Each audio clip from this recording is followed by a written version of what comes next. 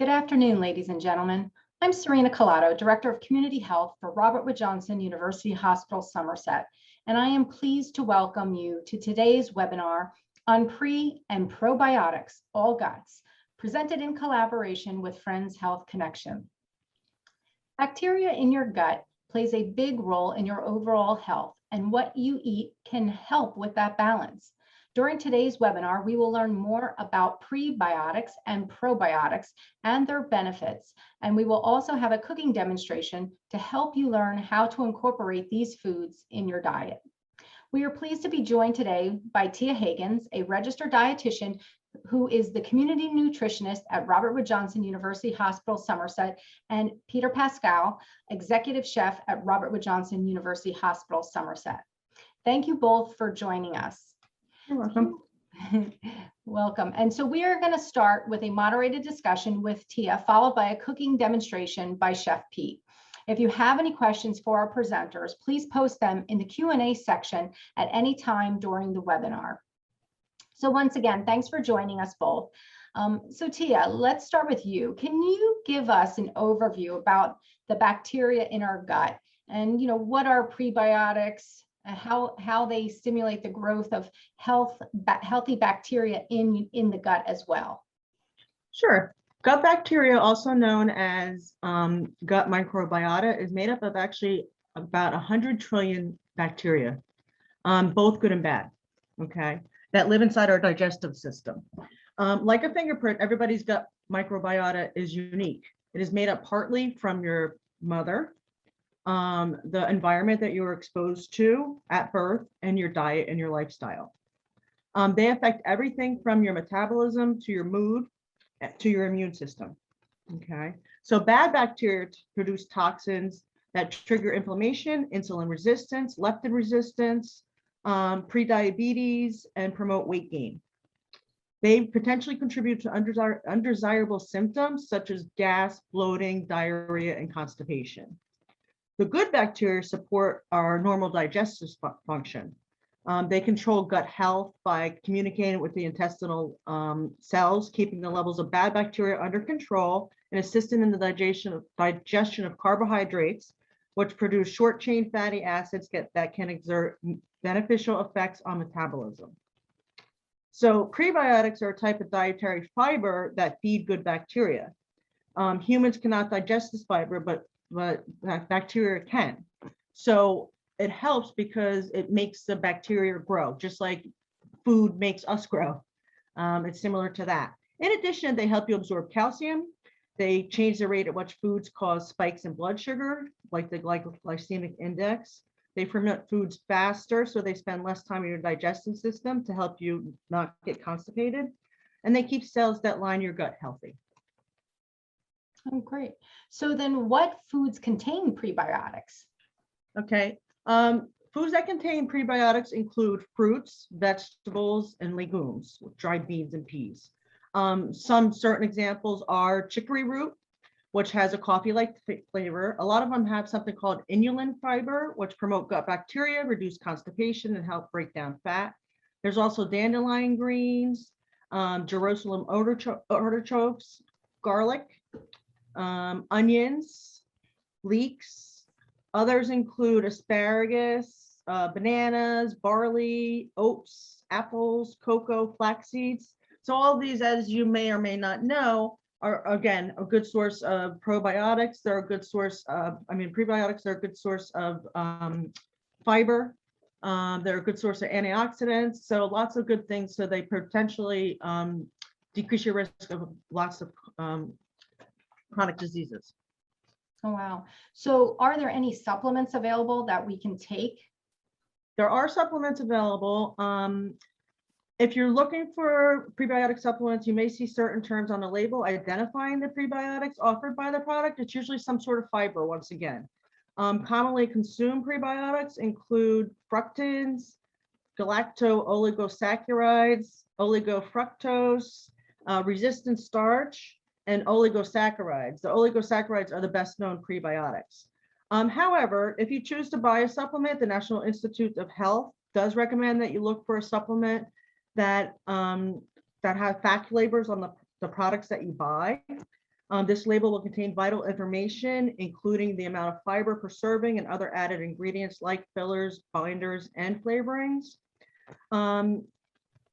Also, the organization recommends that you look for a seal of approval from a third-party organization.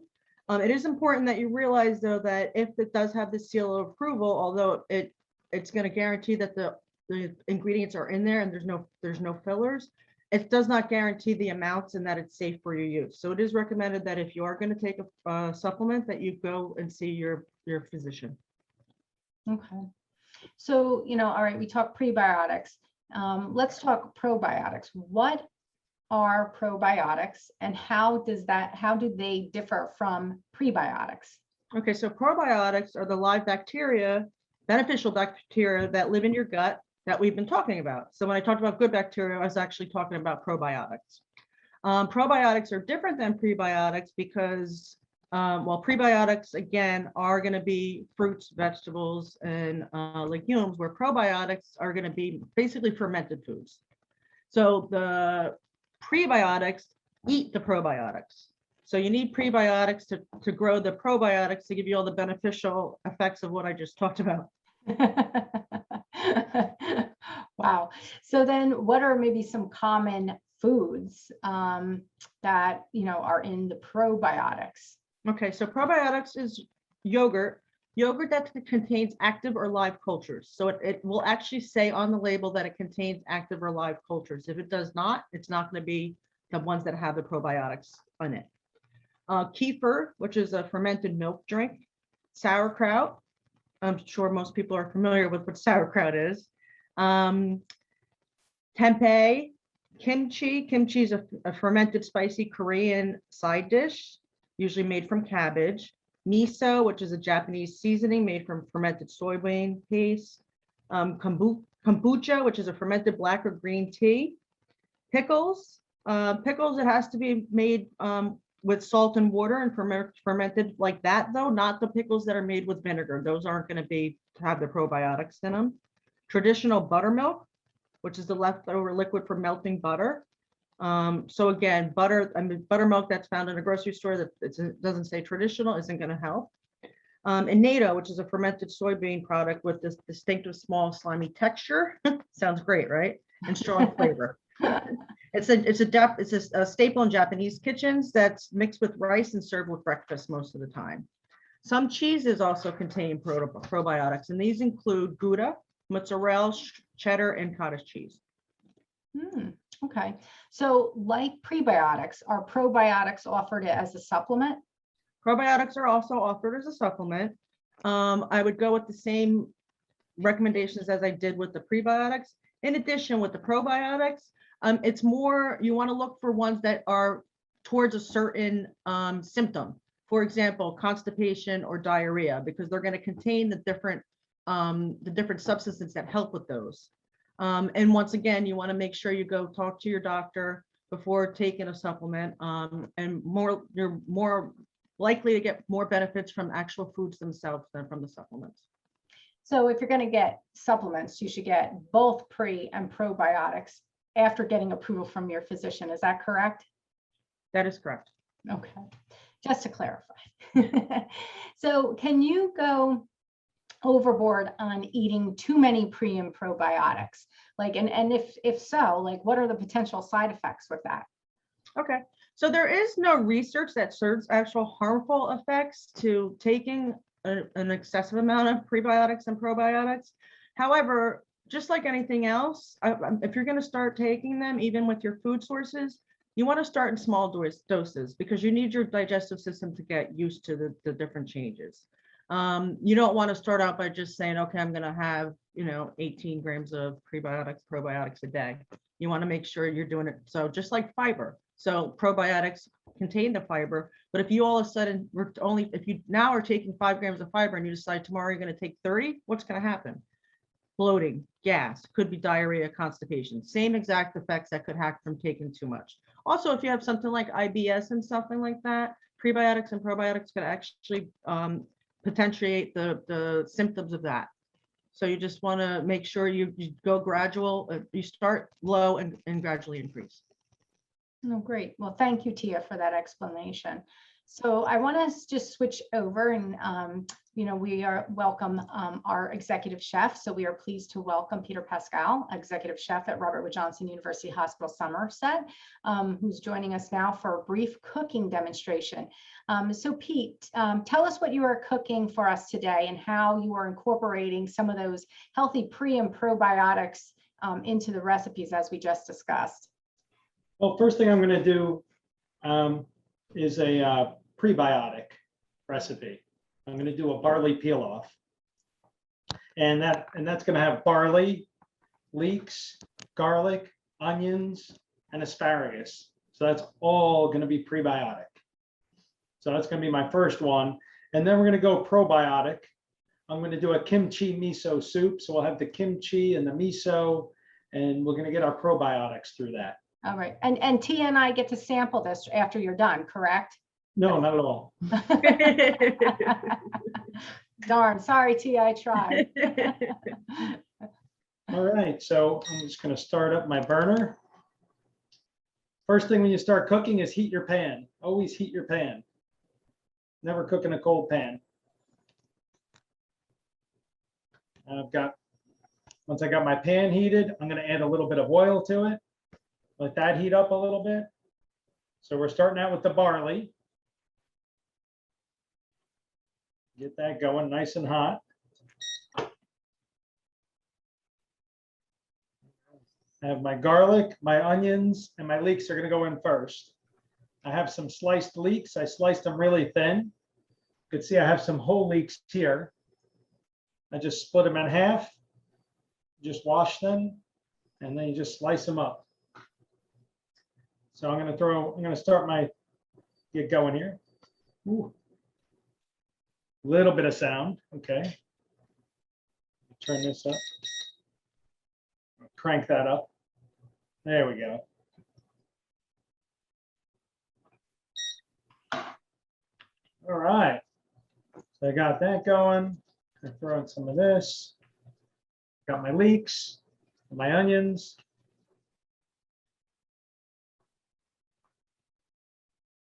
You can hear that going?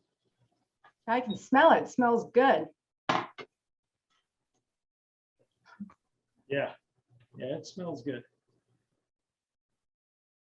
So get that going a little. You want to sweat down your vegetables so you get the flavor out of them. Plus to cook them down. So you're what we're doing using today is we're going to use barley, and we're going to make it. It's going to be a peel off, but we're going to make it like a risotto. Mm-hmm. So we have the oil, we have our onions, we have our garlic, and see how it's all sweating down now. You can see that. There we go. Yeah, it's all sweated down. I'm going to add the barley. And then I'm going to mix that. You want to mix in the barley before you put in your broth. Now I'm going to put in a little bit of the broth.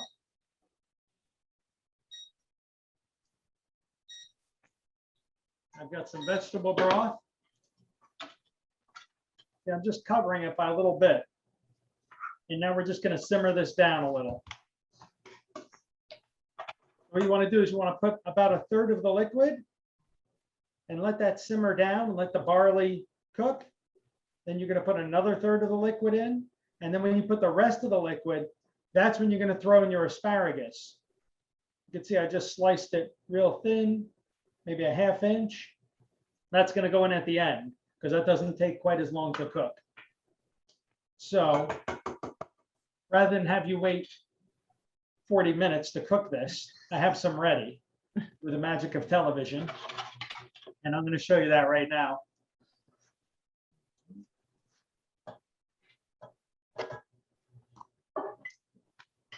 Put this on here. All right, asparagus. It's right here. So I have some that I made ahead of time. And then we're gonna get a little bit of, throw a little bit of leeks on top there. And then we have some peel off. Now, barley's going to keep on cooking. No matter how much liquid you put in, it's going to keep sucking up the liquid. So you got to taste it and make sure it's cooked, but you don't want to keep cooking it and cooking it and cooking it forever, because your barley will be this big each.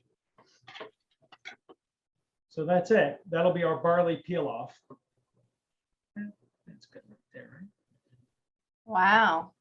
All right. So I'm going to take this off the stove. Take that off. And we could start our next item. Okay, we have our barley. Now we're going to do our soup. We're going to do our miso kimchi soup. Now, kimchi, you can buy kimchi. I bought some kimchi right here. And it comes pretty thick. So you're going to take it and slice it thin on a cutting board if you're going to put it in your soup. Otherwise, it's just going to be too big for you. What I'm going to do, this is kind of a cool soup, because what you're going to do is you're going to put everything inside the bowl, and then you're going to make the broth and pour the broth over top. So everything is cooked here. I got some kimchi here. So that's good. That gives you a little bit of spice too. So it depends on how much of that you like. And I got some shrimp just because they taste good and everybody likes shrimp. All right. And I got some tofu. Well, this is really filling up now. Mm. And then I'm going to get a few scallions, like a garnish. There we go. So we have this ready right here. And now I'm just going to get my broth together. We can get a little water in here to make my broth.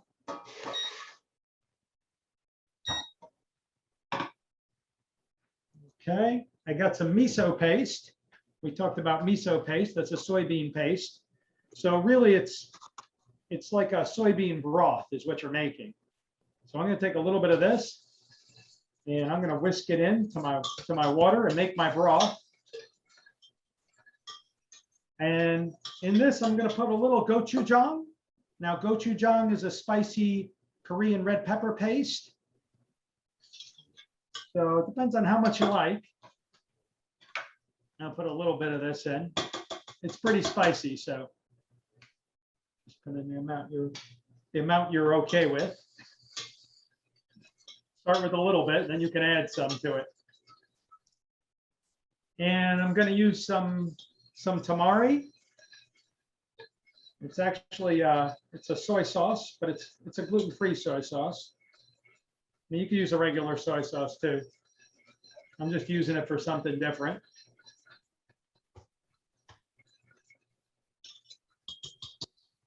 So my broth, that's it. My broth is done. Very fast, right? You can have these plates right here. You can sit them at the table and you can just bring your broth around and just fill them up. That's all you have to do. I've got the broth right here.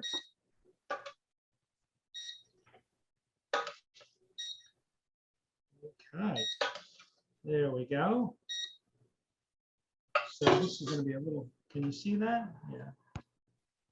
There we Yeah, go. it looks great. Tia and I will be over after this for lunch.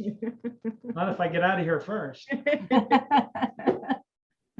So that's it. I mean, that's some very simple pre and probiotic items that you can make at home, and they're a little different, a little interesting. So, you know, you guys can have at it. I think that's an invitation, Tia. Uh-oh. Trying to turn the Tia light got on. all excited, her light shut off. It's along the wall, Tia. Where you were sitting. There you go. Well, great. Thank you, Pete.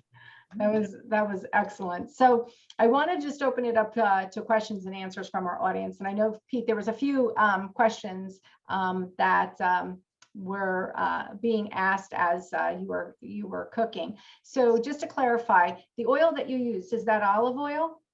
Yeah, we use an olive oil canola mix. You can use olive oil, you can use canola oil, you can use different oils to do it as well. Okay. And I guess, would you be willing to share that recipe? Yes, absolutely. Okay, so then what if you, what we'll do is that for anybody that registered for today's webinar, we'll send out, we have everybody's email, so we'll send them the recipe, the recipes afterwards. Does that sound like a good plan? Great. Okay, so then I think the next question, I think, Tia, might be directed to you. So a lot of those foods are not low Fomab diet, which my doctor has recommended. So what foods would be good prebiotics that are on the low Fomab diet? Fomab? FODMAP. Am I pronouncing that? F-O-M-A-P. Hopefully I'm pronouncing that correctly. I'm actually not familiar with all the foods that are on the low fat FODMAP diet. I believe it is FODMAP. So I don't know how to answer that question. Okay, so I guess maybe what we can do is, how about this? How about maybe you can look into that and then we can email that specific individual back? Would that Absolutely. work? Okay, Absolutely. that will be very, that will. That was the prebiotics you said, correct? Yeah, the prebiotics. So what are good foods? What are good prebiotics on the low? And Okay. it's FOD, FODMAP? Yes. Okay, FODMAP. Okay, very good. All right. So do we have any other questions for either Tia or Pete today? No, I just want to give everybody an opportunity to post if they haven't posted. Wow, I don't think we have any other questions. So if there are no other questions, then I want to thank both Tia and Pete for the great information and the recipes that you shared with us today. This concludes today's webinar. Please remember that the opinions expressed here by our medical experts are not a substitute for medical advice from your own physician. If you need a physician, please call our physician referral line at 1-888-724-7123. For more information about Robert Wood Johnson University Hospital Somerset and our upcoming events, please visit our website at www.rwjbh.org/Somerset. Thank you again, ladies and gentlemen, for joining us today, and have a great afternoon. Take care.